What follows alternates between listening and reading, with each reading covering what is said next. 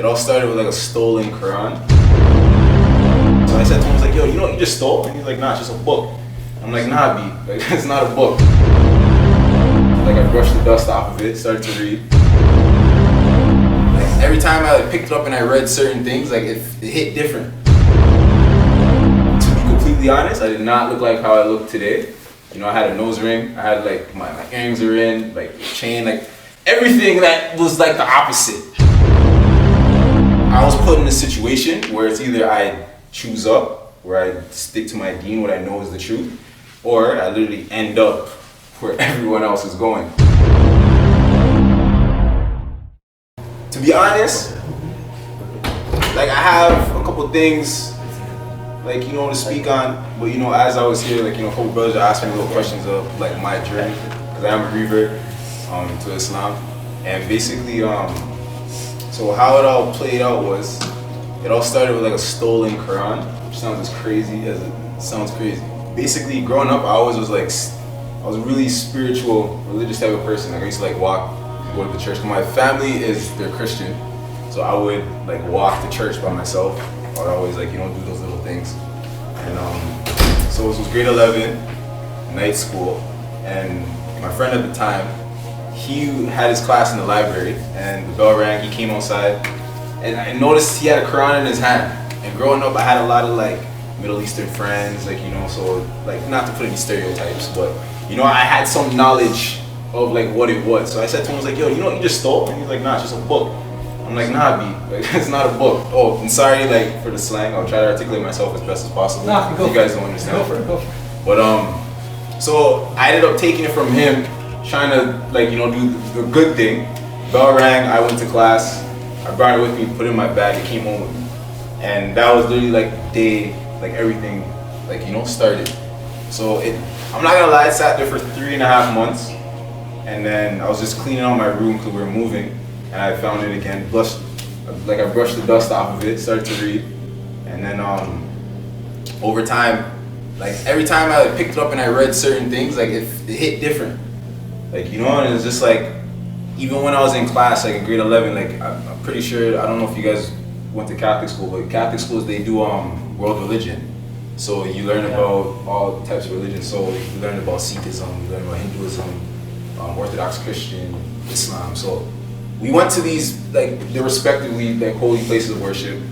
And I remember after coming back, I asked my teacher one day, I was like, okay, so if, like, me knowing what I know in the Bible, it says like, you know, like, if the revelation came down where it came down, the picture that is depicted of Jesus, like, you know, in peace and blessings be upon him, like, it's not like, it's just not right. You know, those ones like, that doesn't make sense. And I remember I asked about it and the teacher didn't give me no answer. He just kind of just looked at me like, oh, that's because. And I'm like, all right. Like, you know, so I started doing my own research, and that was towards the ending, going into grade 12. And then fast forward, I ended up moving to Brampton. And in that time, like, you know, we all have our trials and tribulations. Like, I'll be lying if I said I'm the perfect Samaritan sitting here. But, you know, you go through life. And basically, I met this one brother, and he just told me to like come to the mosque one day. And I was like, okay, like I'll come. Like, you know, I'll pull up. So I went, and I went there, and like we literally sat in a circle kind of like this. And to be completely honest, I did not look like how I look today. You know, I had a nose ring, I had like my earrings were in, like chain, like everything that was like the opposite. And like they didn't look at me no way. Like, you know, they just accepted me, like they talked to me, they, you know, took their time with me. And then fast forward, it kind of like brought me to understand what I was reading more. Like, you know, because it's one thing to like judge Islam off of like the broad notion we see on the media and what they depict, but it's like realistically, like, you don't look at the person, look at the religion. And it's like when I would read and then I would see certain mannerisms of like the brothers that I met opposed to what I was being shown, I was like, okay, yeah, that doesn't add up. So I dived into it a little more, and then fast forward, it's been 4 years now. It's from 2015, and in the beginning, I was like, you know, I was on my deen, doing everything, and basically life happens. It was easy for me to slip back into my old tendencies. Sometimes, like Allah subhanahu wa ta'ala will like knock you down from like, you may be feeling like your iman may be super high, like to the point where you may get complacent, like you may feel like anything and everything that you do, like you can't be, like you do no wrong, like and then you have to get knocked back down to be humbled and realize, okay, yeah, nah, I need to fix up a couple things. So fast forward, going through life, like life kind of showed me that, yeah, you don't steer this ship. And I basically decided to jump back on and really pay attention. And so my whole thing is like when Saadl was talking about his life a game, it was like I was literally playing a game with life. Like anything you want to name it, whether it's from, you see what I'm saying? Like I was there, and a lot of people that I know, a lot of people that I used to hang out with, like they're not here present today. They're where they're, like the typical story. Let's just keep it 100. Like just a typical story. And I was put in a situation where it's either I choose up, where I stick to my deen, what I know is the truth, or I literally end up where everyone else is going. And it's actually funny, I was telling Saadl, Kevin, like the other night, how there was this one night where we're all chilling, we're all hanging out, doing whatever, and basically I left probably like 20 minutes, and then right after the door went flying right off, and everyone in the house got in trouble, literally. And it was like, there was too many signs that was being shown to me. It's like, yo, like, what are you doing? Like, you're really playing with life. Like, so it's like, and I'm also a person that believes that like nothing happens for a reason. Like, everything is already planned out for you.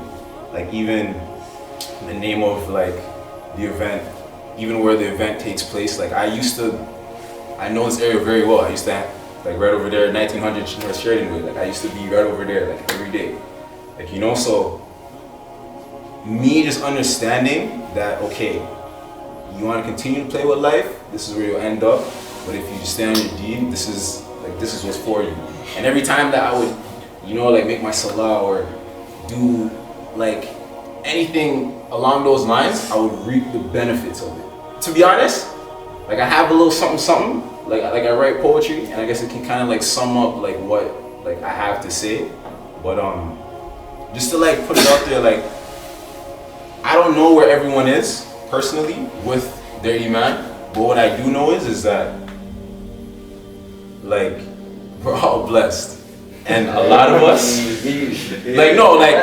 like a lot of us like it's not intentional, because like I can understand why it's easy for you to dibble and dabble into what you see outside, like it's amusing, but like I'm sitting down in a position where it's like I wish some of my friends were guided, like and only Allah subhanahu wa ta'ala can guide, like whom He will. So all of us in this room have like a cheat code in a sense, like where it's like we know the truth, we know if we do certain things that we can obtain, like paradise, like not just by hitting your salah or like giving zakat, it's actually like your actions, like what you do on a daily basis, how you deal with people, your interactions, like so.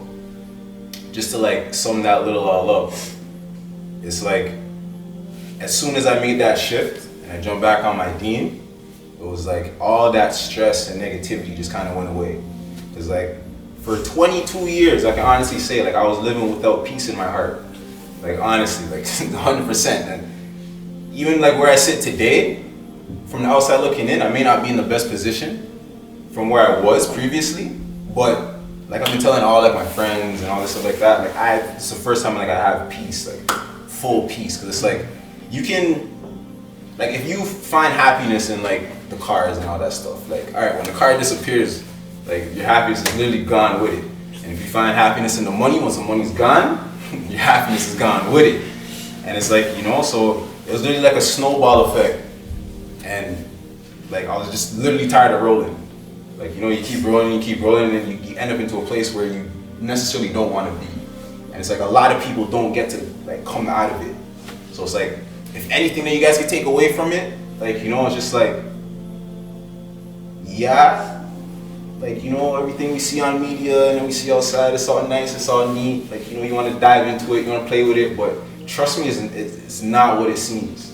Like, and it's like, sometimes I wish that like I could have been born Muslim, so that like my parents and like my family members can also see the way I see things and how I view things. Like, you know, that's why, like, every time I make my salah, like, I'm making sure I make dua for all of them. Because, like, you know, like, in the beginning, it wasn't the easiest thing.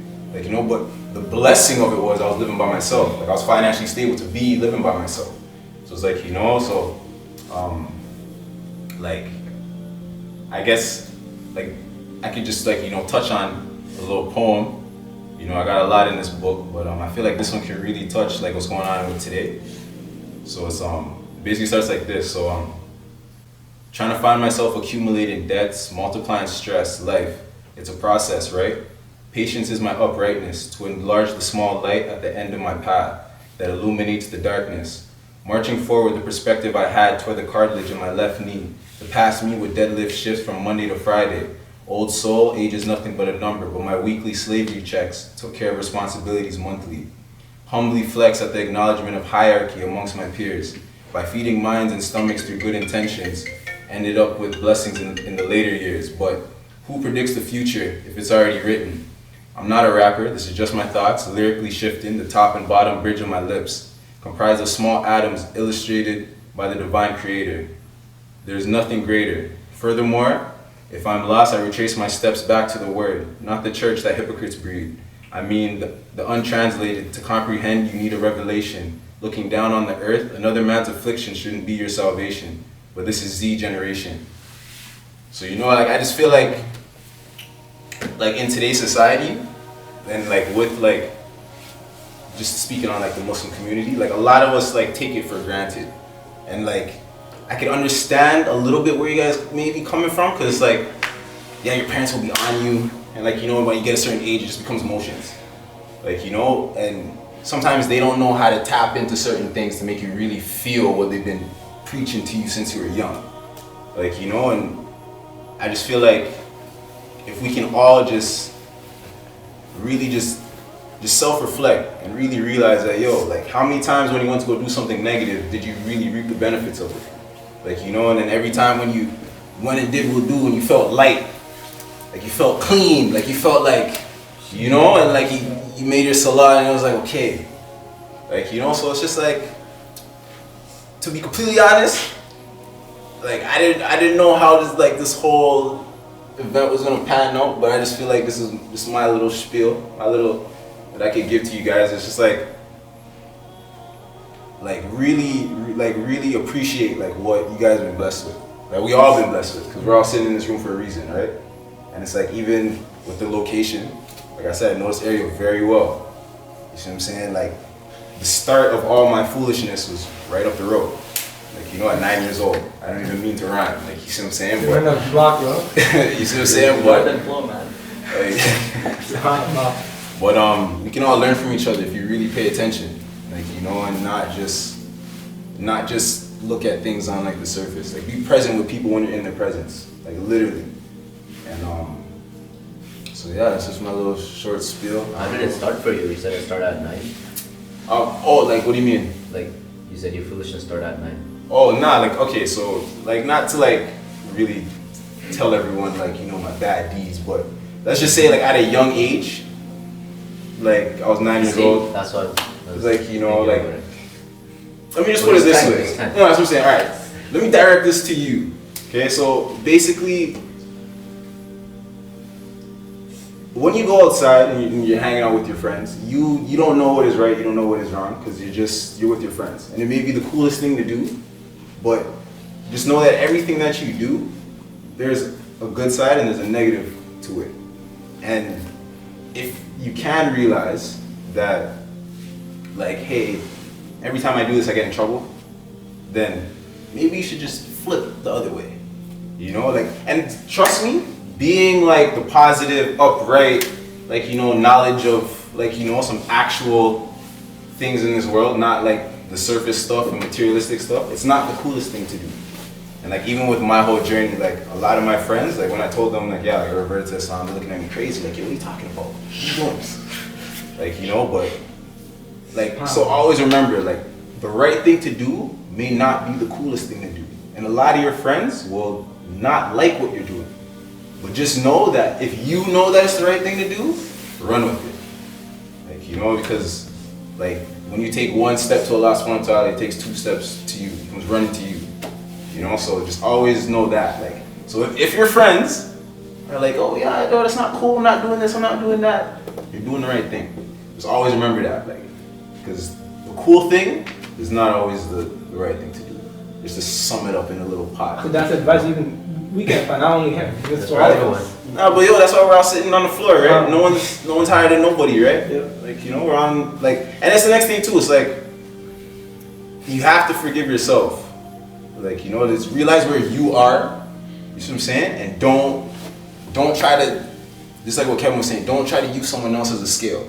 Like, you know, because like I may not be where this side may not be where I am, but at the end of the day, we're both striving for the same thing, right? So it's like, you gotta catch me when I slip, I'm gonna catch you when you slip. And it's just like that, like, you know, so, and what I guess I touched on it earlier, like when we're all just like, you know, having like open conversation, but when you only deal with the surface, you'll never really solve the problem. But as soon as you like hit the heart and you deal with the root of the problem, then you'll find the actual answers and like what's actually real, what's actually of substance. Like, you know, so I don't know if you guys got questions. Yeah, most definitely. I could, I don't know. We'll start off from Brother Saadl. No, Anything you want to say? Oh, not even a question. Anything you want to anything I say? want to say. Yeah, I have like similar experience. Exactly. I wasn't religious 2 years back, and first year of uni I was doing whatever, and the second year of uni I was doing whatever as well, until something major hit me. Until I like wasn't really, maybe it was a sign, I don't know what it was, but like it was like it hit me really hard, and I took a step back, and then slowly got back more into Islam. Even though I was born into it, I wasn't really, I guess since I was the youngest, I wasn't really enforced in it. Since I was the youngest, it was always like, hey, pray to my oldest. And then the youngest, you kind of run around and shoo, right? But all the morals came with it though. So no stealing, no etc., all that. So all those right and wrongs were still along my way, alhamdulillah. But later on, after my second year, I got back more into Islam. I started praying. I would just like pray 2 out of 5 times a day, whatever, anything it was. And whenever I was at school, I'd always go to the masalla. And I'd even grab friends during, like, if we had a 2 to 4 lecture, and I'm in engineering, so I'd be from school from 8 to 6. And me and my friends would literally grab a corner during the break and pray. And it was awesome, it was great. It doesn't matter where we prayed, it doesn't matter how we prayed. It was just as long as we prayed, kind of. And meeting like all the people and the different surroundings. And during first and second year, all those friends I had previously, like they're all gone. Like they're all there, I see them, but I just say hi or whatever. It's not like you don't have that type of connection with your brother or your sister or whatever kind of relationship you have between your spiritual friends and whatnot. But this is that was a huge hitter, and now it's like kind of going on to my second year. And mashallah, like I learned so many new things. And, the great thing about being so new, or not new, but like I have flashbacks of all like certain memories. So like having actual surroundings to them now, because I get to like enhance those memories and learn upon them. SubhanAllah, it's so amazing. Alhamdulillah, I was so pleased for that. Allah bless you. Yeah, man, I mean. You want to say anything? Yeah, No, I was Inshallah, say anything. so. We'll go back ping pong. Yeah. Honestly, so in high school, I had friends. Saadl knows my friend very well. And recently I had like an incident where I kind of realized who my true friends were and who aren't really my friends. This is like less than 2 weeks ago. And then somehow I ended up here, and I see there's like so many connections here with people knowing each other, and it feels so great just being here. Allah bless you. You see, like, yeah, just You guys organized really well. Your family, man. Wallahi. Like, and that was all the next thing too. It's like just going back to like touch on what you were saying, It's like at the end of the day, what I realize is, okay, I may lose some friends. Yeah, I may lose some family members that look at me a little crazy. But at the end of the day, it's like, I know I'm never alone anymore. Yeah. Like, you know, like for like a long time in my life, like I was lonely, just wandering. Like, you know, and Allah subhanahu wa ta'ala found me and guided me. Like, you know, so that's just the one thing. So it's like, You know the point you were saying about you reading the Quran, like you found it, and then you were that was giving me shivers for some reason. It's like you're telling me your perspective as a Christian, right? You're looking at the world, of Islam differently, and then when you actually open the Quran and read it, it's completely different. So you gotta do, you see? Because at the end of the day, we all know what's right and wrong. But it's like a lot of people in today's society, we live through our sheer ignorance. It's like we choose not to do what we're supposed to do because it's like we don't want to do it in that moment. But it's like, okay, that may not be beneficial for you. Well, Abdurrahim and Shanur, you guys want to collab or inshallah? Yeah, I think what you said about like you wish you were born to be Muslim. I think like now that we look at more of the dunya, I think many of us, we don't realize how truly blessed we are that we were born to be Muslim. So yeah. Well, you know, we're all learning, right? Yeah. So it's like, the beautiful thing is that you're sitting here today though. You still could have been outside.